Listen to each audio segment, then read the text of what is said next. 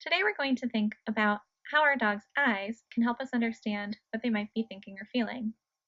Our dogs can be incredibly expressive, and when we're thinking about, for example, these three different dogs who are going through very different experiences, we can see that their eyes all tell us very different things.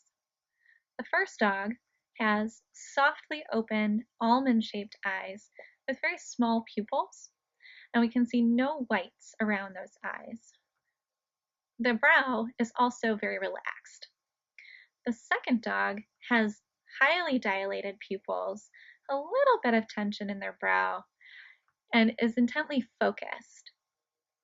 Our third dog actually has squinted eyes. It's hard to tell if we have pupil dilation in this case or not, but we do have some pretty severe brow furrowing in this case. Each of those different changes in the dog's eyes help us to understand a little bit more about what's going on. Our first dog with those soft almond-shaped eyes and no tension is more likely to be relaxed than our third dog who has all of that tension in his forehead and whose eyes are heavily squinted instead of softly almond-shaped. Our middle dog, the white dog, has those really dilated pupils and a little bit of brow furrowing, which could mean a few different things. In this case, we want to recognize that that's a slight increase in excitement. And in the context of this particular photo, it's because the dog was looking at a tennis ball and anticipating that it was going to be thrown. We would use other body language information in different contexts to help us understand what that dog might be saying otherwise. A scared dog can use their eyes in a few different ways to help us understand that they need a little bit more space and that they're not feeling very comfortable. When we look at our tan dog here, he's got a pretty clear expression showing that uncertainty. We have, again, a lot of brow furrowing there. You can see his eyebrows are actually pointing towards each other. And although his head is lowered, he's looking upwards, and we can see that white around the underside of his eyes. That's actually referred to as whale eye, when we can see the sclera and it shows that white part of the eye. When our dogs are doing this, it's because they're trying to look at something without fully turning their head and their body towards it. And that's one way of helping them to inhibit aggression in another individual.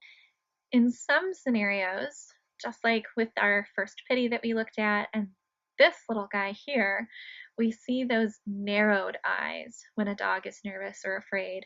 Often this is a result of them blinking frequently, which is an appeasement signal dogs will use to try to tell someone that they're nervous about that they're not a threat and they just wish that person would go away. A dog who's comfortable might also show narrowed eyes in some situations. For example, here we see a dog who's clearly narrowing their eyes because it's a bright day outside. So it is really important to include environmental factors in our assessment of body language every single time. With our first dog, we could see that it looks like a pretty cloudy day.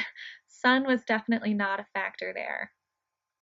And last, we can think about how a single dog might show a few different expressions, and we want to recognize that what is neutral for one dog may not be the case for another.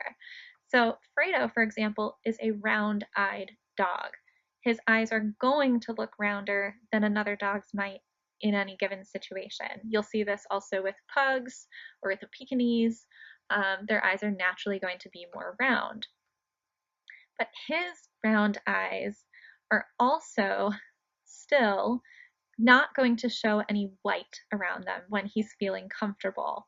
When he's uncomfortable, as you can see in this photo where he was very scared, you can actually see the white around his eyes, and we still get that very heavy brow furrowing where those eyebrows are pointing together. And in our last photo, we see that his eyes are softly almond shaped when he's in complete relaxation. So when he's starting to fall asleep, he's very, very comfortable and he's almost, unaware of the other things going on around him.